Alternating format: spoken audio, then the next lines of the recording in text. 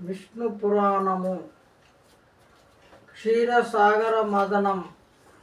బ్రహ్మ దేవేంద్రాది సమస్త దేవతలను ఊరడించి వారి నెల్లరను వెంటబెట్టుకొని వైకుంఠమునకేగెను.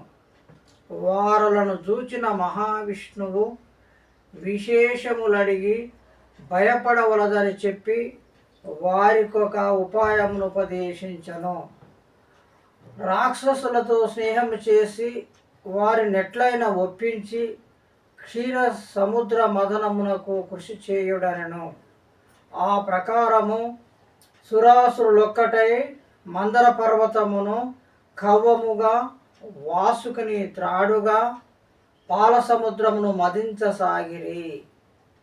మునిగిపోవుచున్న మందర పర్వతమును శ్రీ మహావిష్ణువు కూర్మావతారుడై మూపున దాల్చి పైకి తేల్చగా మదించబడిన పాలసముద్రము నుండి ఐరావతము, కామధేనువు, కల్పవృక్షము మొదలగు దేవేంద్రుని వస్తువులన్నీ వెలుపలికి వచ్చినవి.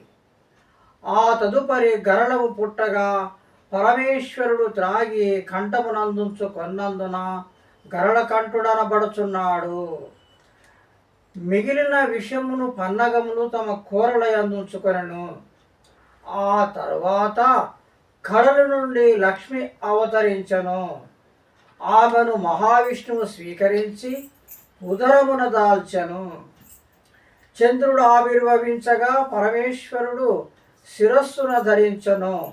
చిట్ట చివరకు ఎట్టకేలకు అమృతము లభించెను.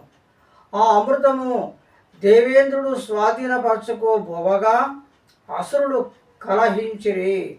సురాసురుల కలహము పోగొట్టుటకు మహావిష్ణువు జగన్మోహిని రూపము ధరించి తగవు తీర్చుదునని ఒడంబరచి అమృతమును దేవతలకు మాత్రమే పంచి అసురులను మోసపుచ్చను.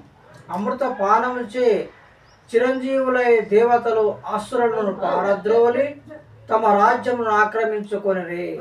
ఇంద్రుడు స్వర్గాధిపత్యమంది, లక్ష్మి కటాక్షమంది సుఖంబుగా నుండెను. లక్ష్మి సముద్రుని పుత్రిక యనుట ఇందువల్లనే. జై శ్రీమన్నారాయణ.